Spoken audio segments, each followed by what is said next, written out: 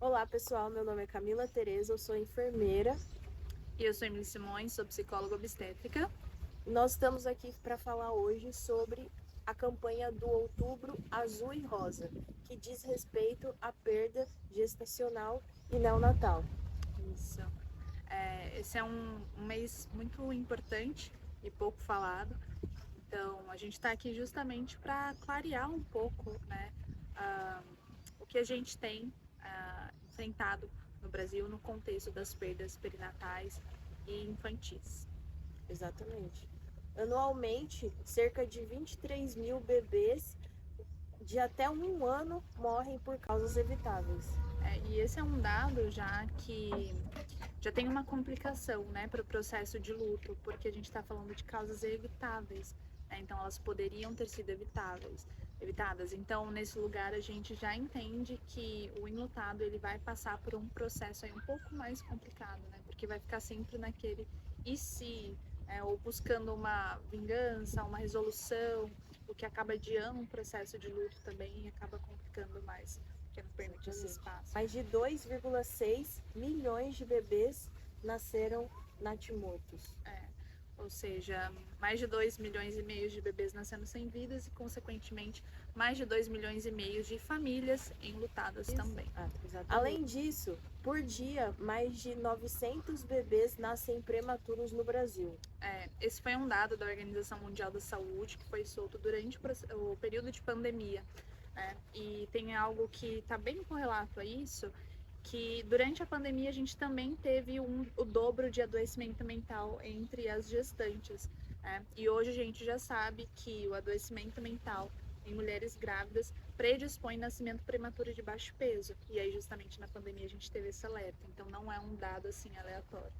Está correlato à saúde mental materna também. E falando sobre as mulheres, né, doutora, 50% das mulheres que vivem uma perda perinatal sofrem algum tipo de morbidade psicológica subsequente. Exatamente, esse é um dado muito importante, né, porque é um processo de luto que não é nomeado.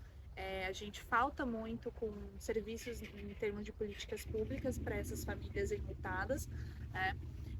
Mas a gente sabe, por exemplo, então, que tanto a mulher quanto o homem que perdem seus bebês, eles têm 7 vezes mais chances de apresentar sintomas compatíveis com o TEPT, que é o transtorno de estresse pós-traumático. Também 4 vezes mais chance de apresentar o transtorno depressivo maior, então já uma depressão mais grave, mais severa. 3 vezes mais chances de apresentar o TAG, que é o transtorno de ansiedade generalizada. E essa ansiedade ela pode se manifestar tanto em termos se essa família tem depois engravida de novo, provavelmente já vai ser uma gestação que não vai ser tranquila e plena, né? Essa pessoa sempre vai estar com medo de passar pela perda novamente, ou até mesmo o enlutado pode ter outros filhos e fica com medo que aqueles filhos venham a morrer, ou então outras figuras ali de vinculação, né? Isso é o que a ansiedade generalizada vai fazendo, então também é bem complicado. E a gente sabe que tanto para homem quanto para mulher quadriplica os riscos de suicídio no primeiro ano após o parto. Então a gente tem que tomar muito cuidado, porque a gente vai ouvir falas dessas mulheres, principalmente, como, por exemplo, a minha vida perdeu o sentido. Então, se perdeu o sentido, o que eu faço? Ou então, falas bem disfuncionais que vão aparecer, por exemplo, eu sonhei que eu morria e eu encontrava o meu bebê no céu. Então, quer dizer, ela não vai morrer e encontrar o bebê dela no céu.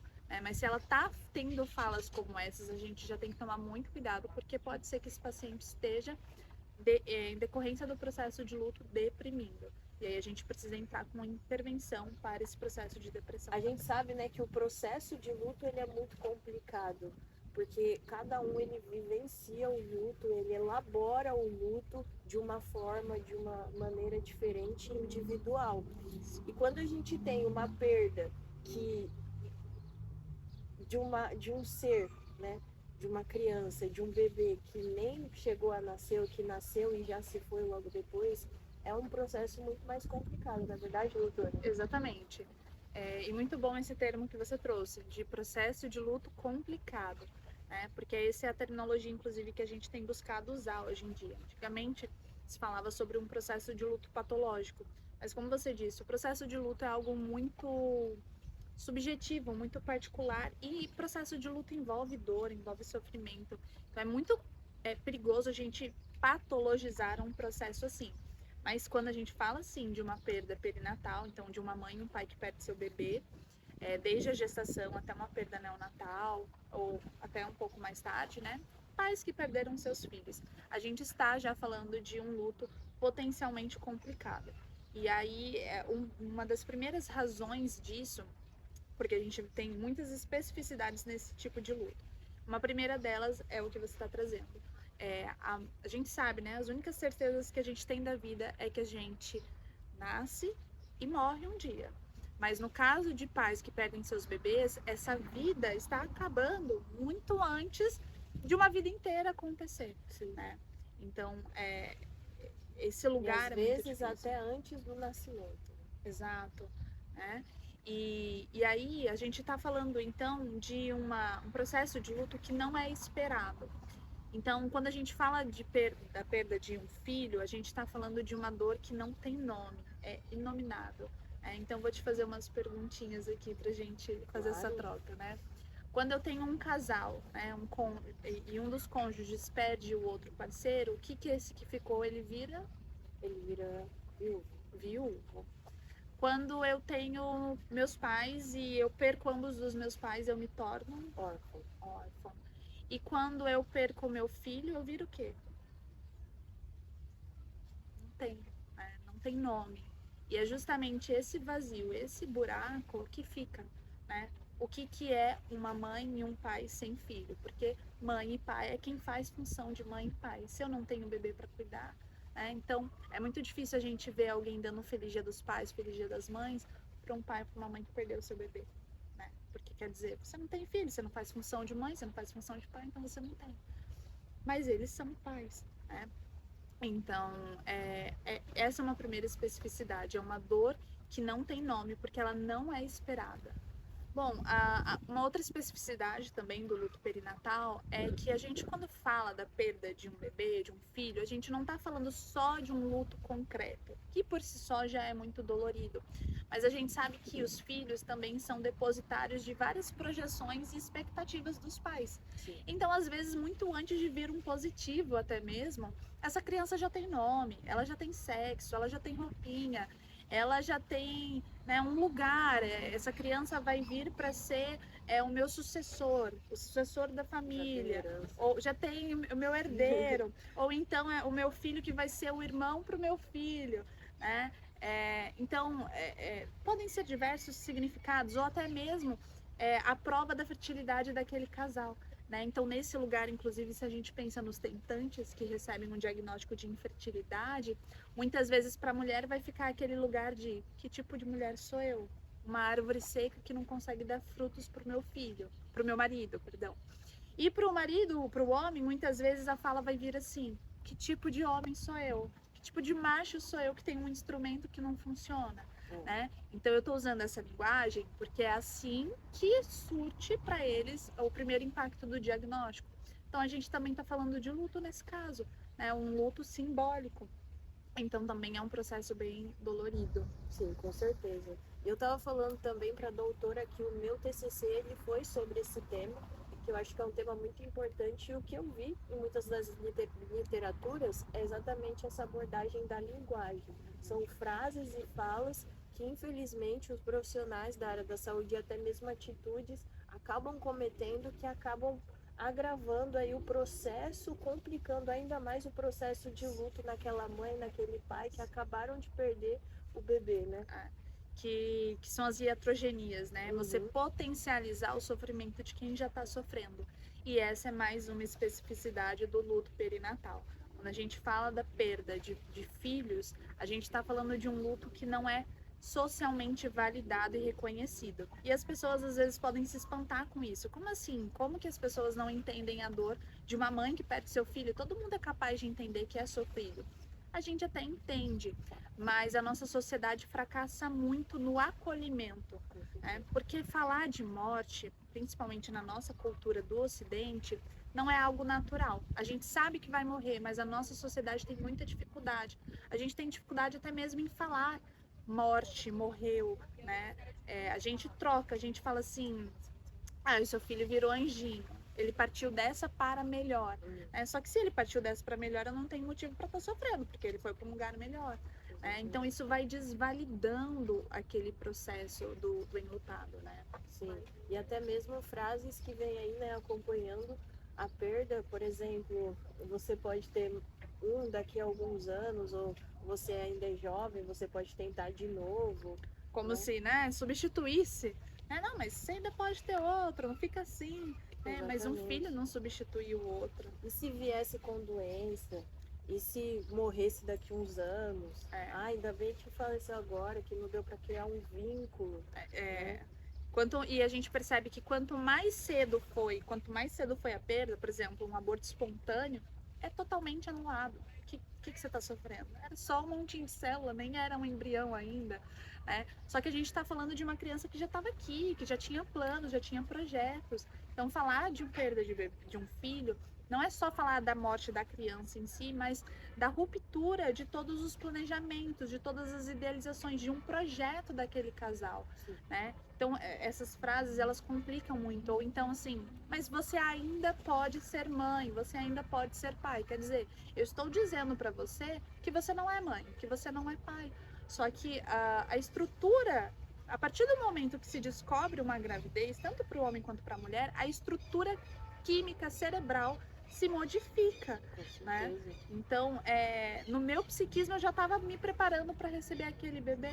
Então, imagina, você está num processo ali de um puerpério, por exemplo, onde você tem leite, mas você não tem filho para mamar. Exatamente. Assim como o corpo da mulher, o organismo da mulher, ele muda, a psicologia, né, da mulher, ela também se modifica para a chegada, e principalmente também do pai, né, que às vezes chega a sofrer até mais do que e não ter aquele bebê, né? Você faz toda a mudança, às vezes você monta um quarto na sua casa, você muda de carro, você compra as roupas, você faz todo o preparo e não tem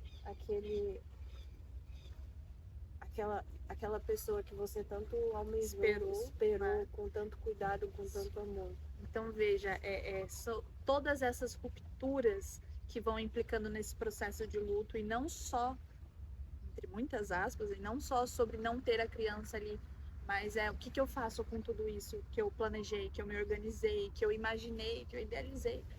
E aí esse processo esse ponto que você tocou também sobre a perda do pai, ela é muito importante, porque se a gente está falando que a sociedade não valida o luto de uma mãe, né? Então não fala o nome dela, né? Sendo que pais que passaram por uma perda, eles querem nomear, eles querem falar. Você não tem que falar assim, é o quartinho do natimorto. Não, é o quarto da Maria, é o quarto do João. Né? Tem que nomear, porque até para aquele cognitivo entender que aquela criança existiu e ela faleceu. Mas se ela faleceu é porque ela viveu. Né? Tem vezes que eu pergunto assim, mas quanto tempo que ele viveu?